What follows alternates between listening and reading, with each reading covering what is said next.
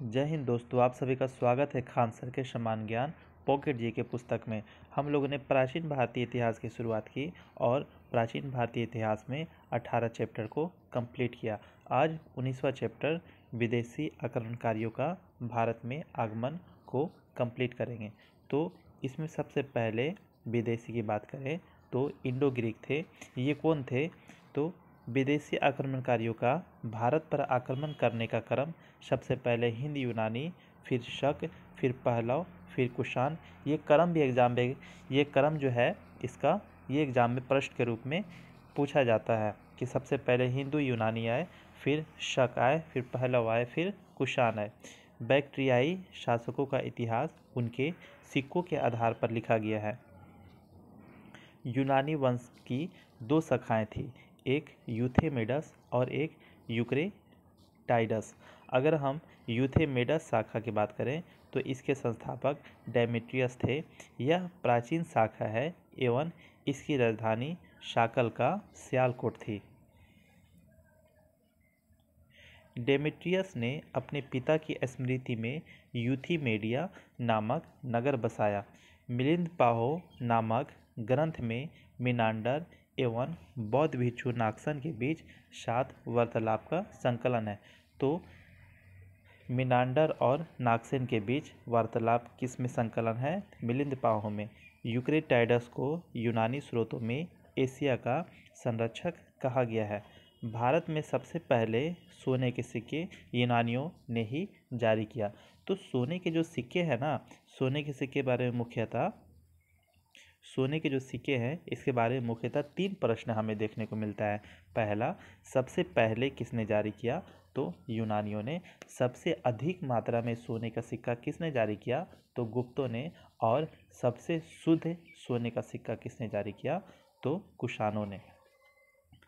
सिक्कों पर राजाओं के चित्र एवं तिथि लेखन की परिपाटी को यूनानियों ने शुरू किया। सिक्कों पर राजा का जो चित्र होता है और जो तिथि लिखता है, इसकी शुरुआत भी यूनानियों ने किया। यूनानियों ने ही भारत को हेलेनिस्टिक कला से परिचित कराया, जिसके बाद में भारत में गंधार शैली का रूप लिया। गार्गी संहिता के अनुसार भारत ज्योतिष शास्त्र के लिए हमेशा यूनान का ऋणी रहेगा।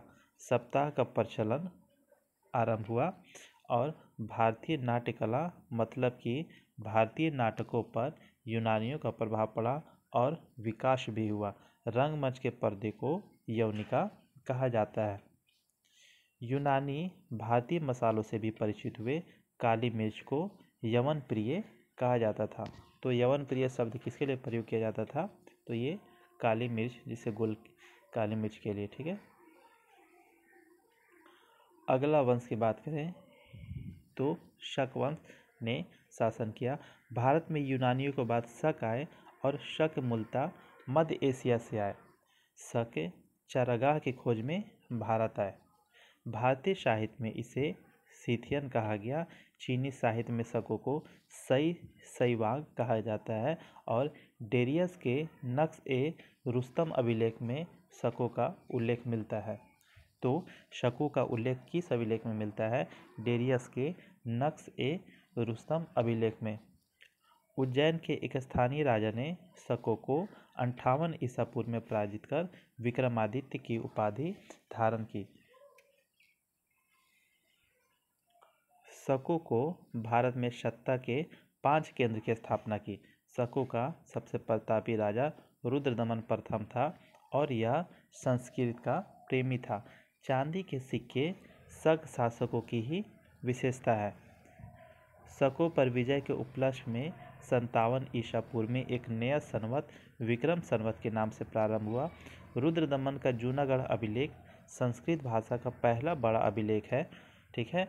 तो संस्कृत भाषा का पहला बड़ा अभिलेख कौन सा है? रुद्रदमन का जूनागढ़ अभिलेख। भारत में पहला पल्लव शासक माउस था। पल्लवों का मूल स्थान था वो ईरान था। अगला वंश की बात करें तो पल्लव के बाद कुषाण वंशों ने शासन किया। भारत में कुषाण वंश की स्थापना कुजुल कटफिसेस ने 15 ईस्वी में की थी। चीनी स्रोतों के अनुसार कुषाण मध्य एशिया के यूची कबीले से थे, चीनी स्रोतों में, ठीक है। और कुजुल कटफिशेस के बाद विम कटफिशेस राजा बने तथा इन्होंने सोने व तांबे के सिक्के जारी किए। विम कटफिशेस शिव का अनुयायी था। इसके सिक्कों पर त्रिशूल, नंदी, डमरू के चित्र मिलते हैं। कुषाण वंश का सबसे प्रतापी शासक कनिष्क था। 78 ईस्वी में कनिष्क का राज्याभिषेक हुआ तथा 78 ईस्वी में ही शक संवत आरंभ हुआ। कनिष्क की राजधानी पुरुषपुर या पेशावर थी। कल्हन की राजतरंगिणी के अनुसार इसने कश्मीर पर आक्रमण किया एवं वहां के कनिष्कपुर नामक शहर बसाया। कनिष्क ने चीन के हान राजवंश के राजा हान हो ती से युद्ध किया और दूसरे प्रयास में उसे हराया था। कनिष्क बौद्ध धर्म के महायान शाखा का अनुयायी था। इसने चौथी बौद्ध संधि थी। इसी के शासनकाल में कुंडलवर कश्मीर में बौद्ध विद्वान वासुमित्र की अध्यक्षता में हुई। कनिष्क के सिक्के ईरानी व यूनानी भाषा में थे। कुषाणों ने सोने के सर्वाधिक सिक्के जारी किए, जिनकी शुद्धता गुप्त काल की स्वर्ण मुद्राओं से उत्कृष्ट है।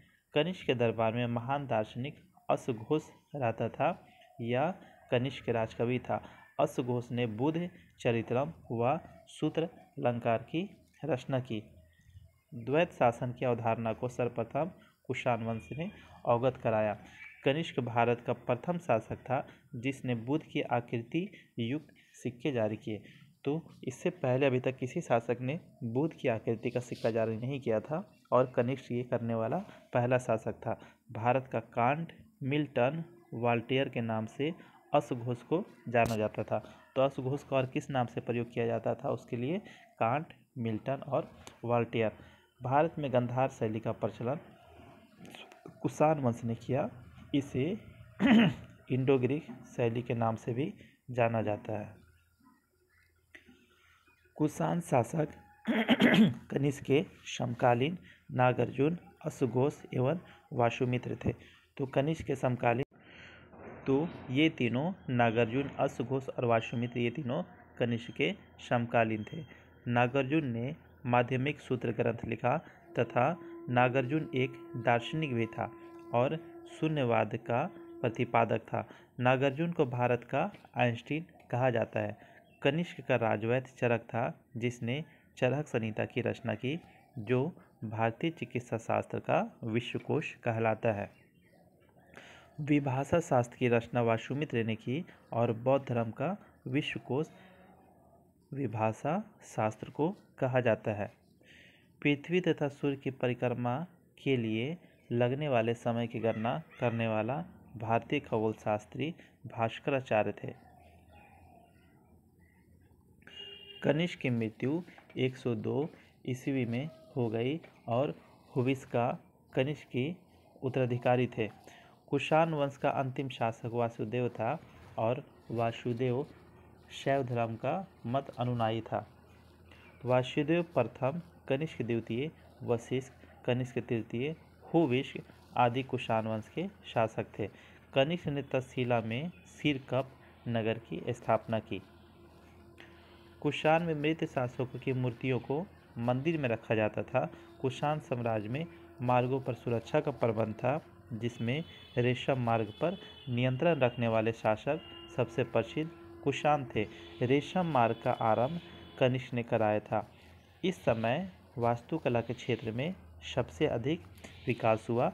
सर्वाधिक बुद्ध की मूर्तियों का निर्माण गंधार कला के अंतर्गत हुआ तथा गंधार कला के लिए तक्षशिला प्रसिद्ध है। कनिष्क के काल में मथुरा शैली का भी विकास हुआ तथा मथुरा संग्रहालय कुषाणकालीन मूर्तियों का संग्रह अधिक मात्रा में है।